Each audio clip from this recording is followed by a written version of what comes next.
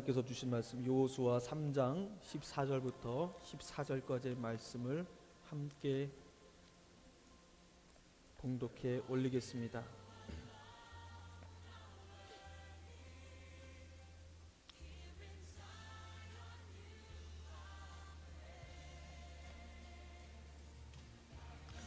여호수아 3장 14절부터 17절까지 말씀 한 목소리로 함께 봉독하겠습니다. 시작. 백성이 요단을 건너려고 자기들의 장막을 떠날 때에 제사장들은 언약궤를 메고 백성 앞에서 나아가니라. 요단이 곡식 거두는 시기에는 항상 언덕에 넘치더라. 궤를 맨 자들이 요단에 이르며 궤를 맨 제사장들의 발이 물가에 잠기자 곧 위에서부터 흘러내리던 물이 그쳐서 사르단에 가까운 매우 멀리 있는 아담 성읍 변두리에 일어나 한 곳에 쌓이고 아라바의 바다 여매로 향하여 흘러가는 물은 온전히 끊어지매 백성이 여리고 앞으로 바로 건널세. 여호와의 언약궤를 맨 제사장들은 요단 가운데 마른 땅이 굳게 섰고 그 모든 백성이 요단을 건너기를 마칠 때까지 모든 이스라엘은 그 마른 땅으로 건너갔더라. 아멘. 주님의 말씀입니다. 우리 함께 앞뒤좌우로 인사 나누시겠습니다. 그동안 안녕하셨습니까?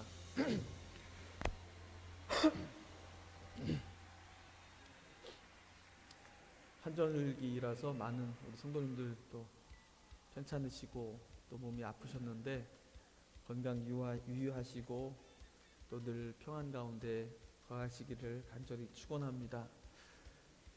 거의 모든 민족의 신화나 역사 속에서 물이 상징하는 뜻이 있습니다. 그것은 생명입니다.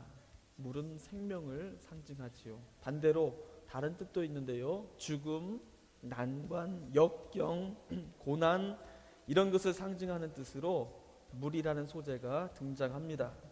강을 건너기 전에 땅은 고난이고 역경이고 죽음이라면 강을 건넌 다음의 땅은 생명과 새로운 희망을 말합니다.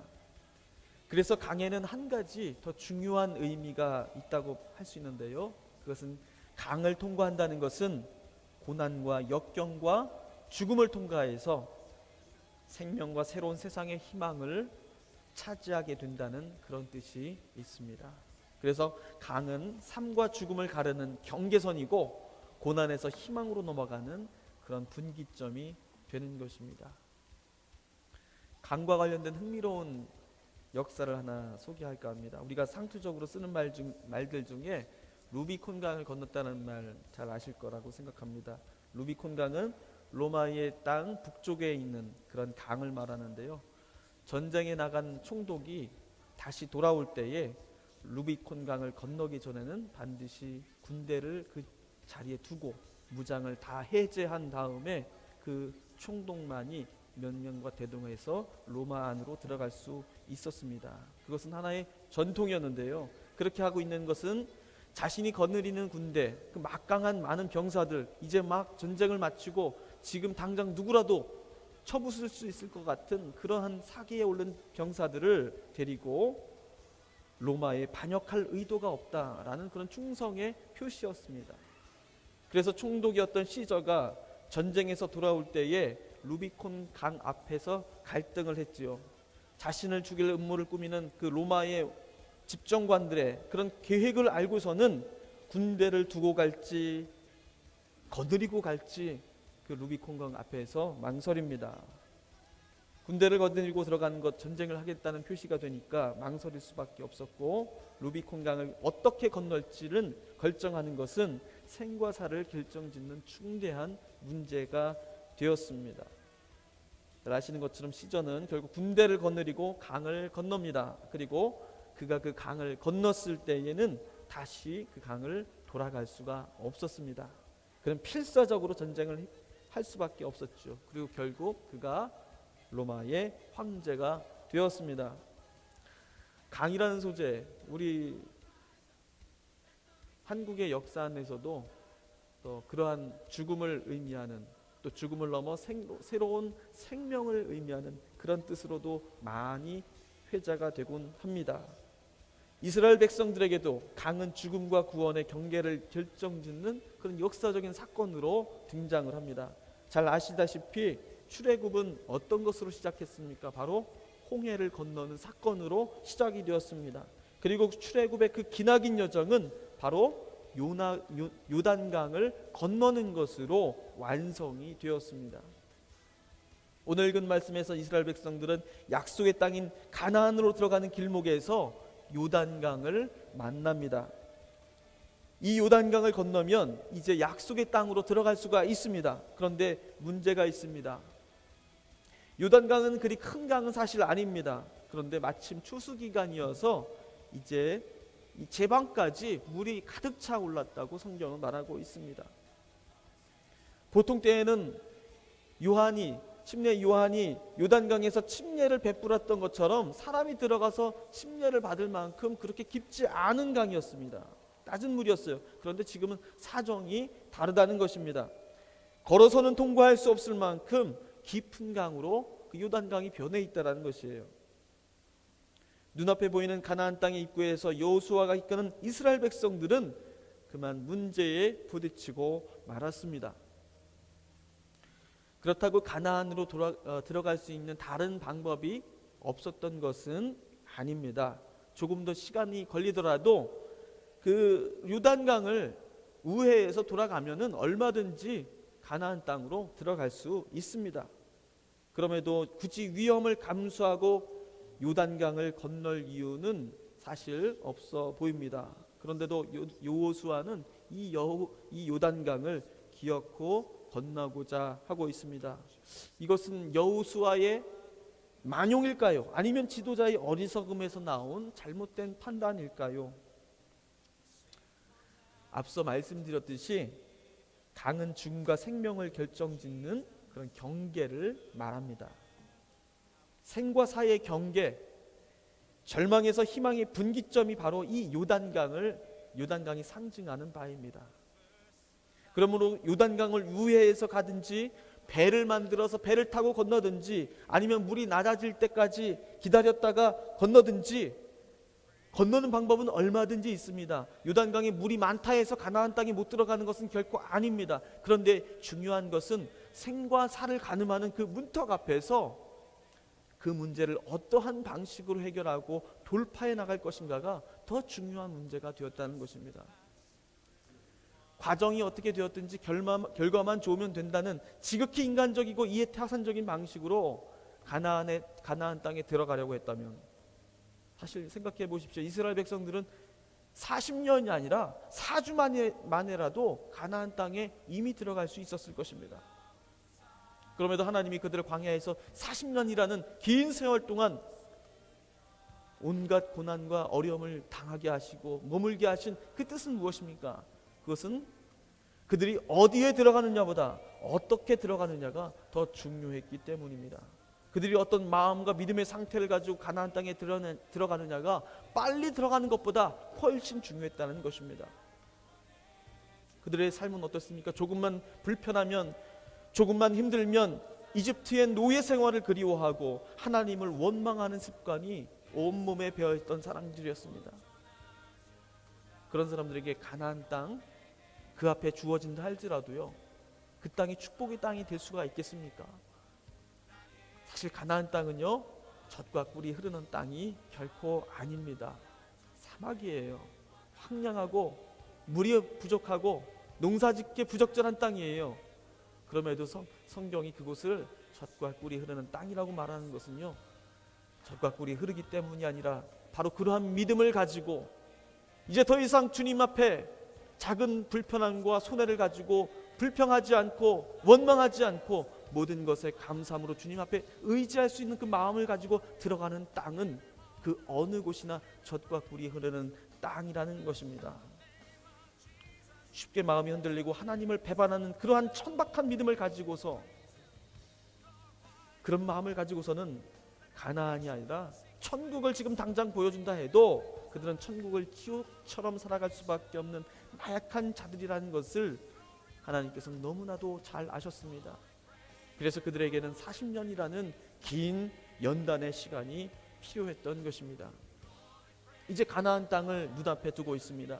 그들을 가로막고 있는 요단강은 여호수아가 이끄는 이스라엘 백성들이 약속의 땅으로 들어가느냐 들어가지 못하느냐를 결정하는 그런 물리적인 경계가 되지는 못합니다. 다른 길이 얼마든지 있습니다. 그럼에도 이 요단강을 어떻게 건너느냐는 그것은 단순히 강을 안전하게 건너는 문제가 아니라 그들의 운명을 앞으로 어떠한 방식으로 결정짓느냐를 그들은 선택해야 하는 문제이기 때문입니다. 그렇기 때문에 이 요단강은 생사를 결정짓는, 그들의 운명을 결정짓는 중요한 강이 되고 있다는 것입니다. 여러분, 이 말씀은 어느 상황에서 이루어지고 있습니까? 모세가 죽고 여호수아가 이제 이스라엘 백성들의 새로운 지도자가 되었습니다. 그런데 여호수아는 모세만큼 강력한 지도력이 있는 자가 아니었습니다. 모세가 했던 것처럼 지팡이로 홍해를 가를 수 있는 그런 카리스마 있는 지도자도 아니었고, 십계명이 새겨진 돌판을 그 황금 송아지 우상에 던짐으로써 그 우상을 부숴버릴 만한 그런 강단이 있는 자도 아니었습니다. 아마도 40년이라는 그 기나긴 세월 동안에 그래도 이스라엘이 그 광야 한복판에서 뿔뿔이 흩어지지 않고 멸망하지 않고 여기까지 온 것은요, 모세의 지도력 사실 없다고 말할 수는 없을 것입니다. 누구도 그렇게 생각할 수 있었을 것입니다. 그래서 많은 사람들은 이런 의심을 가졌겠지요. 누가 모세의 바통을 이어받더라도 과연 모세만큼 뛰어난 자가 나올 수 있겠는가? 이스라엘은 모세의 죽음 앞에 분명히 흔들렸을 것입니다. 가나안 땅을 앞두고 있는 이 중차대한 순간에서 이스라엘은 소용돌이에 빠지게 되었을 것입니다. 이런 상황을 성경은 이렇게 말하고 있습니다. 여호수아 1장 7절에서 하나님은 모세의 지팡이를 이어받은 여호수아에게 이렇게 말씀하십니다. 오직 극히 강하고 담대하여 나의 종 모세가 내게 명령한 그 율법을 다 지켜 행하고 우로나 좌로나 치우치지 말라. 그리하면 어디로 가든지 형통하리라. 하나님께서 여호수아에게 오직 강하고 극히 담대하라 이렇게 말씀하십니다. 왜 그렇습니까? 다른 말로 말하면 여호수아가 두려움에 떨고 있다는 것을 말하고 있는 것입니다. 왜 그가 두려움에 떨게 되었습니까? 모세의 강력한 지도력으로 40년을 살았던 이스라엘 백성들에게 모세의 시중이나 들었던 여호수아는 볼품없는 자로 보였을 것입니다. 여호수아가 어떤 결정을 내리려고 하면 이 사람 저 사람 나서서 이건 틀렸고 이건 맞았고 이렇게 해야 된다 저렇게 해야 한다는 목소리가 여기저기서 나왔을 것입니다. 요단강 앞에서 그들이 멈춰서야 했을 때 강을 이렇게 건너는 것이 맞다, 아니다 저렇게 강을 건너자, 아니다 좀 기다렸다 가자, 이런 불평 섞인 말들과 주장들로 이스라엘 진영은 혼란에 빠졌을 것이고 그것이 여호수아를 힘들게 하였을 것입니다. 그래서 하나님은 여호수아에게 이렇게 말씀하십니다. 내게 명령한 그 율법을 다 지켜 행하고 우로나 좌로나 치우치지 말라. 다른 사람의 말과 주장에 이리저리 흔들리지 말고 오직 나 하나님의 말에만 집중하고 그 말에만 순종하라는 것입니다. 내가 지도자가 되었고 또 내가 이스라엘을 지도하는 그 능력은 애초부터 너에게서 나오는 것이 아니라 나 하나님의 말씀에게서 나오는 것이기 때문이라는 것입니다. 그래서 이스라엘이 가나안에 들어가고 못 들어가고는 너의 능력과 너의 지도력과는 아무런 관련이 없다는 것입니다. 중요한 것은 다른 무엇에도 내가 흔들리지 않고 나 하나님의 말씀에만 집중하고 복종하는 것이고, 그렇게만 한다면 내가 어디로 가든지 내가 형통하게 되고 내가 가는 모든 것이 다 너의 땅이 되리라는 그 믿음의 법칙을, 원칙을 여호수아에게 가르쳐주고 계시는 것입니다. 그래서 여호수아가 물이 불어난 요단강을 건너서 가나안으로 들어가는 것은 그의 어리석인 판단도 만용도 아니었습니다. 그것은 요단강을 건너고 말고가 이스라엘의 생사를 결정짓는 것이 아니라 요단강을 어떻게 건너느냐, 흔들리고 불안해하고 하나님의 말씀보다 난무하는 여러 사람들의 이런저런 주장들 앞에서 어떤 믿음의 원칙을 들어주고 그 행군을 이어가느냐가 그들의 운명을 결정짓는 것임을 여호수아는 잘 알게 되었다는 것입니다. 그런 뜻에서 요단강은 그들에게 운명을 결정짓는 루비콘강과 같은 생사를 가늠하는 그러한 강이 되었던 것입니다. 건너기 불가능해 보이는 그 강을 믿음으로 건널 것이냐, 아니면 그럴듯한 다른 방식으로 안전함을 택할 것이냐, 그 믿음의 선택 앞에서 여호수아와 백성들은 서 있게 되었던 것입니다. 여호수아는 믿음의 방법을 주저없이 선택합니다. 여호수아는 하나님의 말씀에 복종하여 요단강을 건너기로 합니다. 그것은 단지 요단강을 건널 뿐만 아니라 가나안 땅의 축복은 하나님의 말씀에 순종하고 복종하고 믿음으로 따르는 자들에게 주어지는 결과임을 모든 백성들에게 그 요단강을 건너는 그 사건을 통하여 보여주고자 하는 것입니다. 여호수아는 언약궤를 맨 제사장들이 먼저 건너가도록 합니다. 그리고 백성들은 그 뒤를 따르라고 명령합니다. 성경 말씀에 보면 우리가 읽지 않았지만 14절 앞에 나와 있는 말씀을 읽어보시면요, 어떻게 건너야 되는지 자세하게 나와 있습니다. 언약궤가 먼저 나가는데 그 언약궤와 백성들의 사이는 2000규빗이 되어야 된다고 그렇게 자세한 규정까지 말하고 있습니다. 여러분, 2000규빗이라는 그 거리를 두고 언약궤가 먼저 나가야 되는 그 이유는 무엇입니까? 언약궤는 잘 아시듯이 하나님의 임재를 상징합니다. 그것은 하나님이 계신 곳입니다. 하나님이 먼저 움직이실 때에 백성들도 움직여야 한다는 것입니다. 결코 하나님보다 앞서지 말라는 것입니다. 하나님을 앞질러서 판단하고 행동하지 말라는 것입니다. 하나님이 움직이시면 너희들의 생각에는 불가능해 보일지라도 믿음으로 무조건 언약궤를 보고 따르라는 것이에요. 이것이 이스라엘이 40년 동안 광야에서 살아온 방식이었고, 너희들이 앞으로 들어가서 살아가야 할 그 가나안 땅에서 살아가야 될 너희들의 방식, 그것도 역시 이래야 한다는 것이에요. 눈앞에 보이는 깊은 물과 그 불가능할 것 같은 모든 문제들을 먼저 바라보지 말고 그 불가능을 거스르고 먼저 앞서가시는 하나님을 먼저 보라고 바로 주님께서는 여호수아를 통하여 명령하고 계신 것이었습니다. 언약궤를 맨 제사장들이 먼저 출발합니다. 그들이 언약궤를 메고 일어서자 백성들도 함께 일어섭니다. 그리고 언약궤를 맨 제사장들이 요단강 불어난 그 물의 앞까지 언약궤를 메고 들어갑니다. 제사장들의 발이 드디어 물에 잠깁니다. 그러자 어떤 일들이 벌어졌습니까?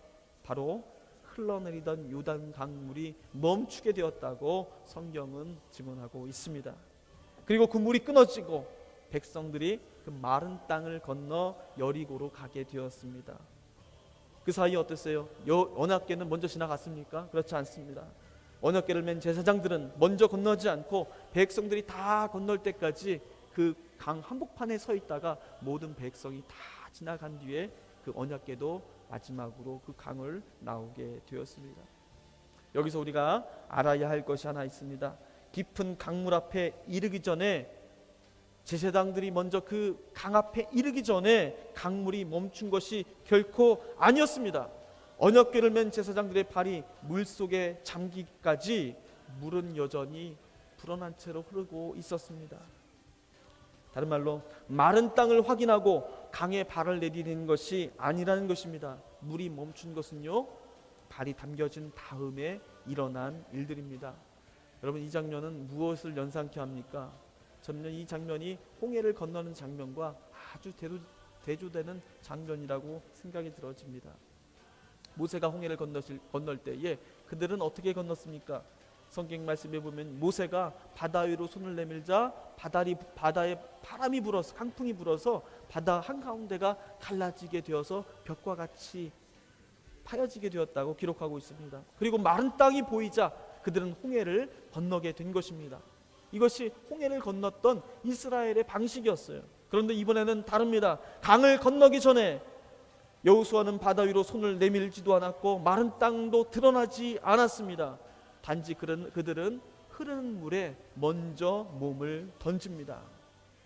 어떤 하나님의 기적이나 징표를 보고 믿음의 길을 가는 것이 아니라 하나님이 물을 건너시니 그 물이 설령 나를 삼킬 듯한 죽음이라 할지라도 나는 그저 몸을 맡기고 함께 건너는 것입니다. 하나님과 동행한다는 것은 바로 이렇게 건너가는 것을 말하는 것입니다. 내가 먼저 다 안전을 확인하고 손익을 다 따져보는 행동으로 옮기는 것이 아니라는 것이죠. 주님이 가시는 그 길이 가시밭길일지라도 주님과 함께 가니 황금길보다 귀한 축복의 길이라는 그 믿음을 가지고 가는 것, 그것이 주님과 동행하는 참다운 믿음이 되는 것입니다. 여러분, 진짜 믿음은요, 보고 따르는 것이 아니라 보지 않고 따르는 것입니다. 물이 갈라지는 기적이 내게 먼저 있어야 바닷길을 건널 수 있다고 말하는 것은 진짜 믿음이 아닙니다. 그건 누구나 할 수 있는 행동입니다. 하지만 그 길이 어떤 길이든 상관하지 않고 주님께서 가라고 말씀하시면 나는 주님과 주저없이 가겠노라는 그 결단과 행동, 그것 자체가 기적이 되는 것이에요. 그것 자체에 하나님이 함께 하시겠다는 징표가 담겨져 있는 것입니다. 실제로 물이 멈추었는지 멈추지 않았는지는 중요하지 않습니다. 믿음으로 그 강을 건너려는 그 결단과 행동 자체가 이미 기적을 담고 있기 때문입니다. 그 믿음의 기적을 일으켜내는 그 놀라운 것에 우리는 우리 믿음을 완전히 드릴 수 있는 것입니다. 주님이 내 옆에 계시니 나는 아무런 두려움을 가지지 않는다. 불가능의 역경에 내 몸을 던지는 그 결단을 주님 앞에 드리겠다. 그것 결단 자체가, 믿음 자체가 바로 하나의 기적이 된다는 것입니다.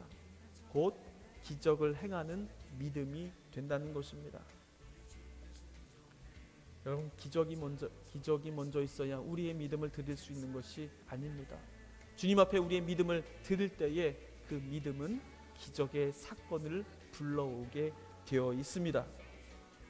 우리 역시 피할 수 없으며 반드시 건너야 하는 그런 강을 우리 인생의 순간순간마다 매 순간 맞이하게 됩니다. 우리는 그러한 강을 어떻게 건널 수 있습니까?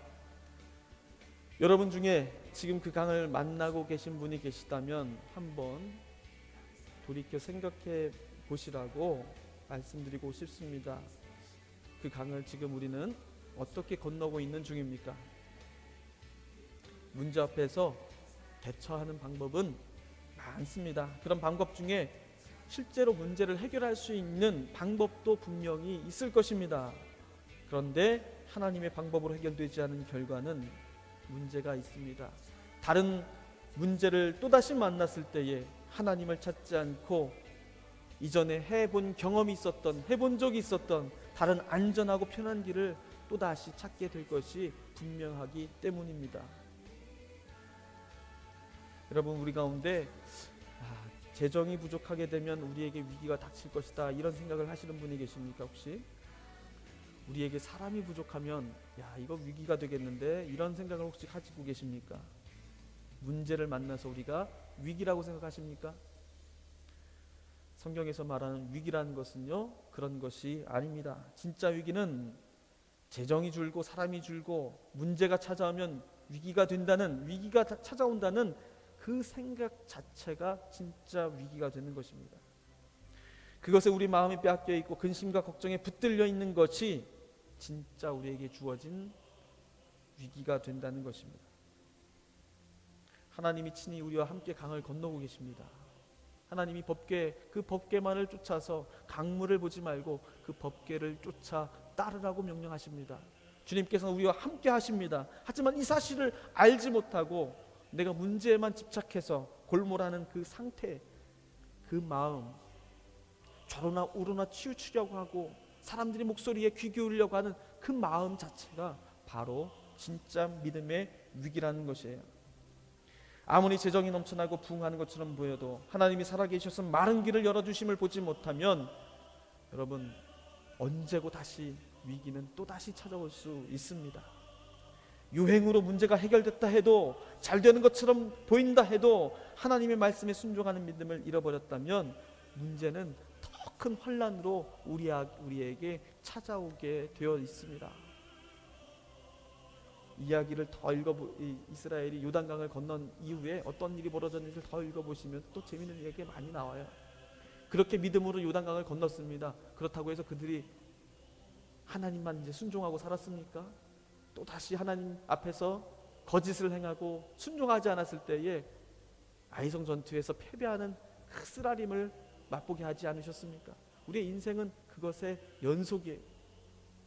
잘 안 되고 실패한 듯 보이고 재정도 부족하고 사람도 없어 보여서 하나님께서 먼저 앞서가셔서 마른 길을 열어주시고 열려진 길을 다 지날 때까지 지켜주고 계심을 그 아는 사람들조차도 그 일들이 지나갈 때에 그 일들이 하나의 역사의 장면으로 남게 되었을 때 그들은 더 이상 또 예수님 하나님을 바라보지 못하는 그런 간악한 모습들을 보여왔다는 것입니다. 여러분, 우리에게 진짜 위기는 우리가 풍요롭지 못한 것, 우리가 넉넉하지 못한 것, 여유가 없는 것, 이런 것이 우리에게 위기가 아닙니다. 주님을 바라보지 못하는, 먼저 우리 앞서서 건너가시는 주님의 그 법궤를 바라보지 못하는 우리의 신앙 없음, 믿음 없음이 우리에게 진정한 위기가 된다는 사실을 우리가 알아야겠습니다. 여러분, 그 길을 지나는 믿음으로 지나는 자들에게 하나님은 형통하게 하시고 약속한 땅을 모두 우리에게 허락해 주신다고 약속하십니다. 그 약속을 우리가 얻기 위해서 우리가 먼저 해야 될 것은요, 믿음으로 법궤를 따라 요단강을 건너는 것입니다. 여러분, 좌로나 우로나 치우치지 마시기를 바랍니다. 오로지 하나님의 말씀에만 순종하여 그 강에 우리의 몸을 온전히 맡기시기를 바랍니다. 하나님이 먼저 나보다 앞서가시니 강물을 두려워하지 말고 하나님의 법궤만을 쫓겠습니다. 주님, 내 발이 잠길지라도, 내 몸이 그 요단강에 잠길지라도 주님이 건너시니 나도 건너겠습니다. 그런 믿음을 주님 앞에 기쁨으로 드릴 때에 여러분, 그 믿음의 결단 안에 기적은 반드시 생겨나게 되는 것입니다. 믿음으로 가다가 발 앞에 마른 땅이 아니라 깊은 물이 있다 하여서 망설이지 않기를 바랍니다. 진정한 기적은 보지 않고 기꺼이 물에 발을 담글 수 있는 그 믿음에서 결국 생겨나는 것입니다. 그 짜릿한 경험과 기적, 그 체험을 해본 분들은요, 다시 문제를 만났을 때에 결코 두려워하지 않습니다. 오히려 어떻게 주님께서 이 일을 통하여서 우리에게 또 새로운 하나님의 임재의 체험을 하게 해주실지를 기대하고 또 그 일을 통하여 하나님을 다시금 만나게 되는 기쁨을 얻게 됩니다. 믿음이 생기면 그래서 담대해질 수밖에 없습니다. 주님께서 주시는 그 축복의 그 약속에 기대에 차고 흥분으로 우리의 삶은 행복해질 수밖에 없는 것입니다. 문제가 생겨도 기쁘고 실패해도 괜찮은 것입니다. 이것이 믿음으로 살아가는 자녀들만이 누리는 축복이고 특권이며 또 하나님의 자녀가 된 그들만이 누릴 수 있는 신비가 되는 것입니다. 요단강을 믿음으로 건널 때 그 앞길을 막았던 그 물이 끊기고 마른 길이 되었던 것 같은 은혜와 축복이 우리 모든 성도님들에게 또 우리 성도님들이 가지고 있는 모든 문제 앞에서도 똑같이 일어나게 되기를 바랍니다. 또 우리 뉴 그레이스 교회 언제나 마른 길만을 찾아 다닐 수는 없습니다. 우리가 가는 길이 곧 요단강과 같은 길입니다. 하지만 그 길은 우리에게 결코 그 길을 중단시킬 수 있는 장애가 되지 않습니다. 바로 주님께서 우리와 함께 먼저 가시기 때문입니다. 우리가 바라볼 것은요, 다른 것이 아닙니다. 교회가 살아가고 교회의 일을 마땅한 사명을 담당할 수 있는 것은 우리가 좌로나 우로나 치우치고 다른 사람들의 목소리를 듣기 때문이 아닙니다. 더 좋은 방법을 알고 있는 그 기가 막힌 방법을 우리가 구현할 수 있기 때문이 아닙니다. 앞서가시는 바로 하나님의 그 법궤만을 쫓아갈 때에 우리 교회는 본래 그 맡겨진 사명을 온전히 감당해낼 줄로 믿습니다. 주님께서 우리 교회를 형통하게 하여 주시고 우리가 하는 모든 일마다 주님께서 복을 더하여 주시기를 간절히 축원합니다. 기도하겠습니다.